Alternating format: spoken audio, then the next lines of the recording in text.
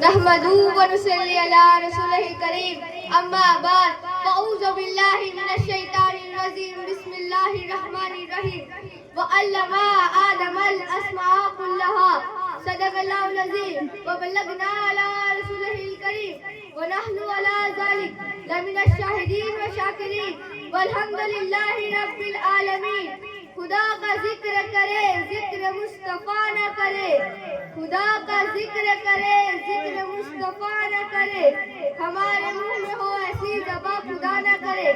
حضرات، میں نے خطبہ مسئلہ کے بعد جس آیت کو تلاوت کرنے کا سر حاصل کیا ہے، اس موضوع پر گفتگو کرنے سے پہلے آئیے ہم اور آپ مل کر آقا انعامدار مدینے کے تاجدار دونوں عالم کے مالک احمد مجتبیٰ محمد مصطفیٰ صلی اللہ تعالیٰ علیہ وسلم کی بارگاہ میں جھوم جھوم کر درود شریف کا نذرانہ پیش کرے اور بلند آواز میں پڑھے اللہم صلی علی سیدنا مولانا محمد وعلی آل محمد وبارک وسلم صلاۃ و السلام علیکہ یا رسول اللہ تعالیٰ علیہ وسلم۔ حضرات، میں نے آپ کے سامنے اس آیت کریمہ کو تلاوت کیا ہے، یہ اس بات کی طرف اشارہ ہے کہ جب آدم علیہ السلام جنت میں تھے اور ان کی تربیت ہو رہی تھی، آپ کا خالق تیار ہوا تو فرشتوں کو حیرانی ہوئی کہ یہ مٹی، ہوا، پانی اور آگ کے عناصر ارباب سے بننے والے اللہ کا خلیفہ کیسے ہو سکتا ہے؟ ان کی حیرانی دور کرنے کے لیے اللہ تعالیٰ نے حضرت آدم علیہ السلام کو ہر چیز کا علم سکھا دیا۔ رب کا فرمان وَعَلَّمَ آدَمَ الْأَسْمَاءَ كُلَّهَا، اور آدم کو ہر چیز کا علم سکھا دیا۔ اب اللہ تعالیٰ نے تمام فرشتوں کو جمع کیا اور فرمایا اے فرشتوں، ان چیزوں کے نام بتاؤ۔ فرشتے بولے ہمیں تو اتنا ہی علم ہے جتنا تم نے دیا، ہم ان چیزوں کے نام نہیں جانتے۔ ان کے جواب سے ثابت ہوتا ہے کہ فرشتے ہر چیز کا علم نہیں رکھتے تھے۔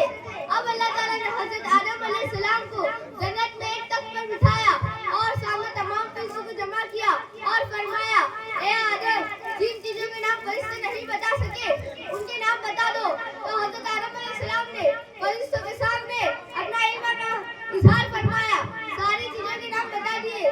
تو فرشتے حیران تھے کہ ان کے پاس اتنا علم کیسے ہو سکتا ہے۔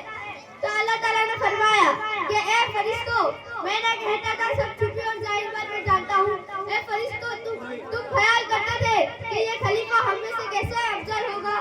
حضرات، معلوم ہوا کہ ان کی فضیلت علم کی وجہ سے تھی، اگر جو آدم علیہ السلام مٹی سے ہے مگر علم کی بدولت ان کا درجہ بڑھ گیا ہے۔ اسی لیے اللہ تعالیٰ نے تمام فرشتوں کو حکم دیا کہ آدم کو سجدہ کرو۔ تمام فرشتوں نے حضرت آدم علیہ السلام کو سجدہ کیا۔ پتہ چلا کہ حضرت آدم علیہ السلام کو جو فضیلت ملی وہ علم کی وجہ سے ملی۔ جس کے پاس علم کی دولت ہے اس کا درجہ بلند و بڑا ہے اور فرشتے بھی اسے سلام کرتے ہیں۔ کیا آپ نہیں جانتے حضرت یوسف علیہ السلام کو جو فضیلت ملی وہ بھی علم کی وجہ سے ملی؟ جب آپ مصر میں تشریف لے گئے اور حضرت ذوالفقار کی وجہ سے آپ قید خانے میں تھے، آپ نے بادشاہ کے خواب کی تعبیر بتائی، اسی وجہ سے بادشاہ نے بے گناہ قرار دیا۔ اور جب بادشاہ نے آپ سے کلام کیا تو آپ نے بھی جواب دیا۔ حدیث میں آتا ہے کہ مصر کے بادشاہ نے 19 زبانوں میں کلام کیا، آپ نے بھی انہیں 19 زبانوں میں جواب دیا۔ حضرت یوسف علیہ السلام نے جب عربی میں بات کی تو بادشاہ جواب نہ دے سکا اور کھڑے ہو کر حضرت یوسف علیہ السلام کو سلام کیا اور اپنے ساتھ بٹھایا۔ اسی علم کی بدولت حضرت یوسف مصر کے والی بن گئے۔ اسی علم کی بدولت حضرت لقمان نے فضیلت پائی۔ اسی علم کی بدولت حضرت سلیمان علیہ السلام کو پوری دنیا کی بادشاہت ملی۔ اسی علم کی بدولت حضرت موسیٰ کو حضرت خضر کے پاس بھیجا۔ فرض کے جتنے بھی لوگ دنیا میں فضیلت والے ہوئے ہیں وہ علم کی وجہ سے ہے، چاہے حضرت علی مرتضیٰ ہو، چاہے حضرت امام اعظم ہو، چاہے حضرت حسن بصری ہو، چاہے حضرت غوث پاک ہو، چاہے حضرت محدث اعظم ہو، چاہے حضرت مفتی اعظم ہو، چاہے سرکار اعلیٰ امام احمد رضا ہو، یہ سب علم کی وجہ سے سرفراز ہوئے ہیں۔ اگر آپ بلندی چاہتے ہو، فضیلت چاہتے ہو، عظمت چاہتے ہو، اللہ کا ایک مقبول بندہ بننا چاہتے ہو تو آپ کو علم حاصل کرنا پڑے گا۔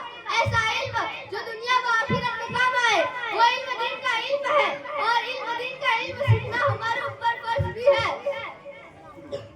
حدیث قدسی میں آتا ہے طلب العلم فریضۃ علی کل و مسلمہ کہ علم حاصل کرنا تمام مسلمانوں مردوں اور عورتوں پر فرض ہے.